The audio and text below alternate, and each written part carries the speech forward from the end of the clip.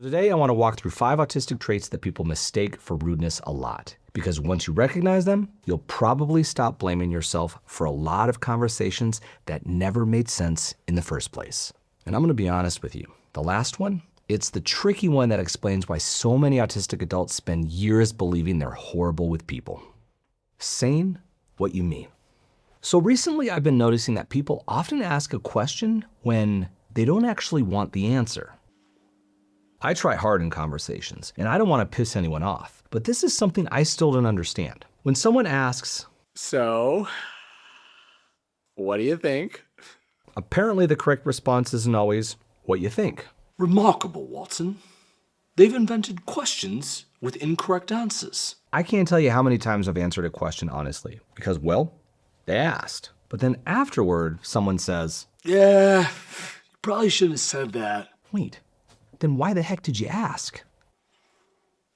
A lot of us autistic people naturally communicate more directly. Researchers are finding that autistic communication is often built around a different set of assumptions. We tend to focus more on the words being said, while many non-autistic conversations rely heavily on what's implied, but never actually spoken.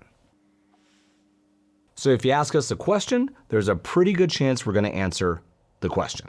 Not the question you meant, the question you asked. And apparently, those aren't always the same thing. One person hears honesty, another person hears criticism. One person hears directness, another hears rudeness. The words might be exactly the same, but the interpretation isn't. And that's why this whole thing is so darn tricky. You can walk away thinking, That was a pleasant conversation. while the other person walks away thinking, Wow, I hope I never have to talk to that dude again. but the strange part is, this usually isn't even the one that gets autistic people misunderstood the most. Because the next one I'm about to talk about, you don't even have to say anything.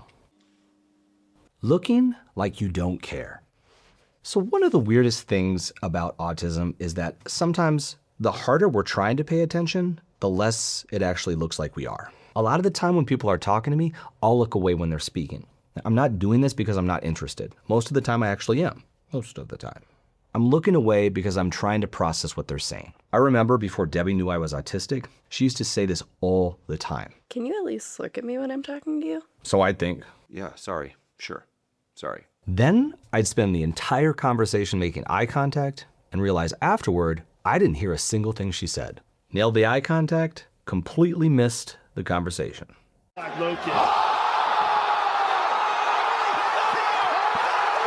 A lot of people already know autistic people do eye contact differently. And researchers have actually found that eye contact increases cognitive load for many of us autistics. Basically, that means looking at someone's face can actually make it harder to process what they're saying. And it makes our brains really tired. A little bit cranky. But it gets better because it's not just eye contact. Wait, that doesn't sound better. Sometimes our facial expressions don't match what we're feeling.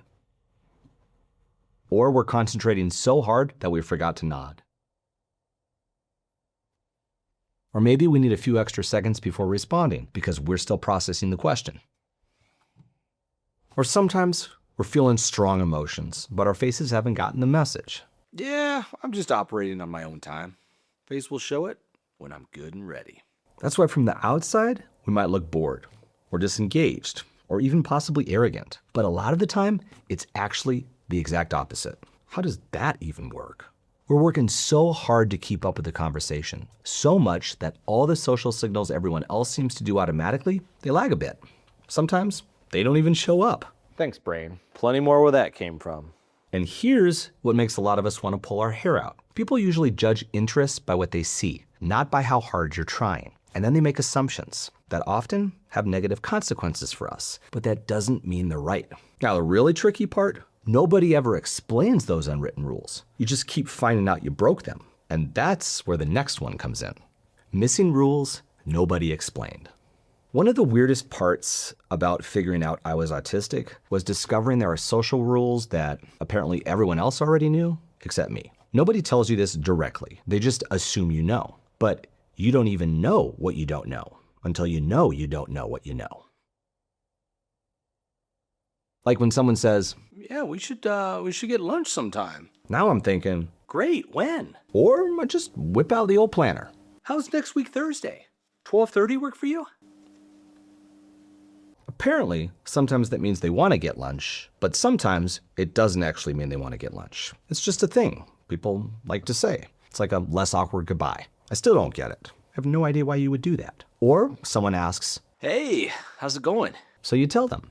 Then you realize about halfway through your answer, they were just saying hello. Watson, I believe we've uncovered an entire language built on implications. Autistic people often take language more literally than other people. We're listening to the words. Everyone else is listening to the words and all the invisible social meaning wrapped around them. How curious, Watson. Everyone is fluent in a language no one admits exists. And that's fine. But if nobody ever explains those unwritten rules, you spend years and sometimes decades accidentally breaking them. Or you move to a foreign country and live there for 17 years. Just saying. So how do we end up breaking them? Well, things like answering a question honestly, talking about something you're genuinely excited about, and continuing to talk about it because they look interested. And why wouldn't they when I'm on a roll talking about Roman viaducts? Standing too close, standing too far away, talking too much, not talking enough, leaving a conversation when you're done talking. And it feels done, doesn't it? Wait, is it done now? How about now? No? Not yet? It's like everyone else got the inside know-how and nobody realized you never did. Watson, I've eliminated the impossible. Unfortunately, what is left still makes absolutely no sense. And guess what starts happening after enough experiences like that? You slowly stop trusting yourself. Each time before you speak, you're secretly wondering, Is this one of those invisible rules again? and you start doing what you can to try and figure things out, like watching other people and copying them. And oftentimes, second-guessing yourself. And we're not doing all of this fancy detective work purely because we want to fit in. A lot of the time, it's because we're exhausted from accidentally getting it wrong. It sucks when you're getting those weird looks or being told you're rude all the time. And real quick, if you're watching this and thinking, Wow, this explains a lot. we put together a free autistic roadmap. It's a simple guide that'll help you figure out where to start instead of feeling like you have to figure everything out all at once, all on your own. I tried doing that, and it sucks. So this guide smooths everything out for you. I'll put a link in the description. Okay, so back to what I was saying. When you get a lot of weird looks or are often told you're rude or people look and act uncomfortable around you, a lot of autistic people don't just start second guessing themselves. They start pulling away from people altogether. Needing space. After a while, you just get tired. So freaking tired. A lot of it's from all the misunderstandings and having to interact with people. Basically, you're tired of trying to figure out the conversations, trying to follow all of those hidden rules, trying not to fart from the stress of it all. Eventually, your brain just says, Nope, we're done. and when you're autistic, you know this feeling. You need your time and space. It's part of the deal and it's necessary. Otherwise, bad things happen to our body. But if you're on the receiving end of that, yeah, it can sometimes look rude. You might leave gatherings early, ignore texts for a few days, turn down invites for weeks, disappear for a weekend, or a couple of months.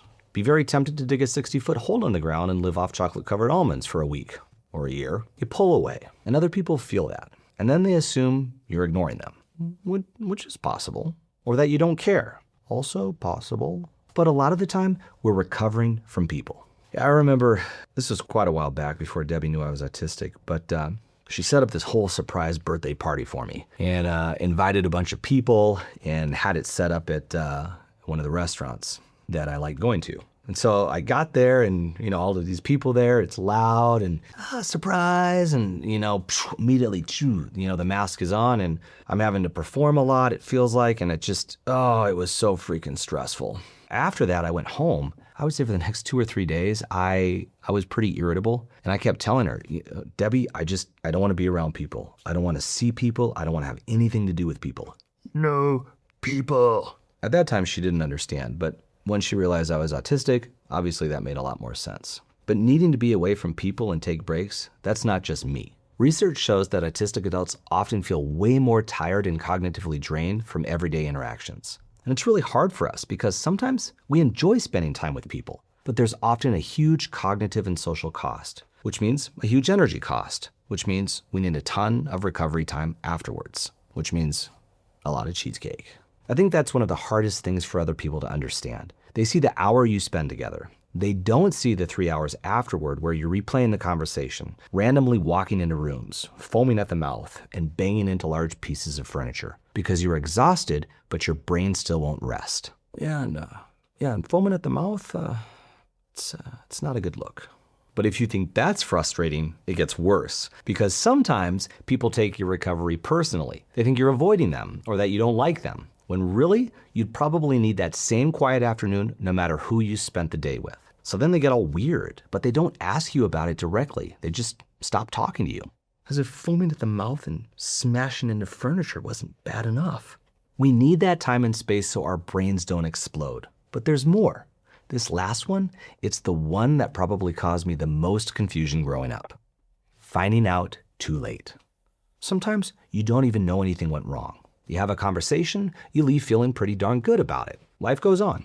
Then maybe a week later, or a month later, or sometimes 11 years later, you accidentally run into someone who you thought was your friend but suddenly stop talking to you. And they look a little bit uncomfortable to see you. So you say hi, and then ask them where the heck they've been and why they stopped talking to you. And that's when they say, You know, when you said that thing that one time, that was really, really rude. Well, I mean, it really bothered me. and you're just sitting there thinking, I said what? What makes this thing so darn frustrating is that we do care how other people feel. For me and a lot of other autistic and AUDHD people, we're not trying to intentionally hurt people. We actually try really hard not to, but we're often completely unaware that someone interpreted us differently than we intended. And what I'm talking about is when our words, our face, our body language, or our silence when we completely are overwhelmed and trying to hide it, those things and a lot of other ones get interpreted in the worst possible way. Not at all what we meant. And that's a really difficult place to be, because how do you fix something if you don't even know that anything happened?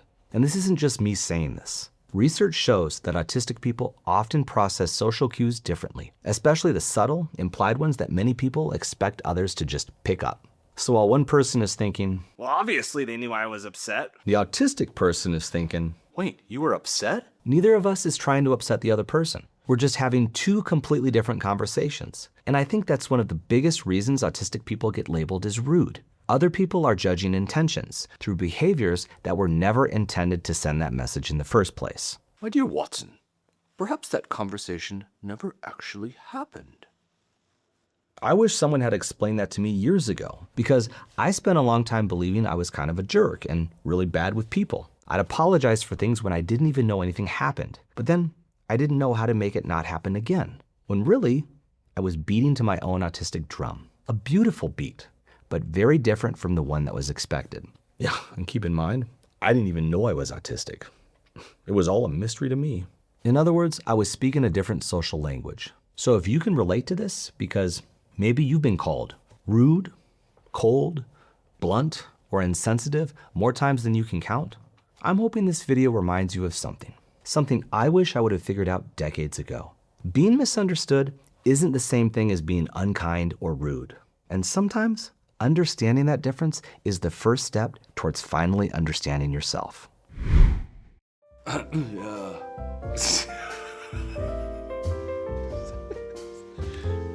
thought I was ready, but I obviously was not ready. Wow!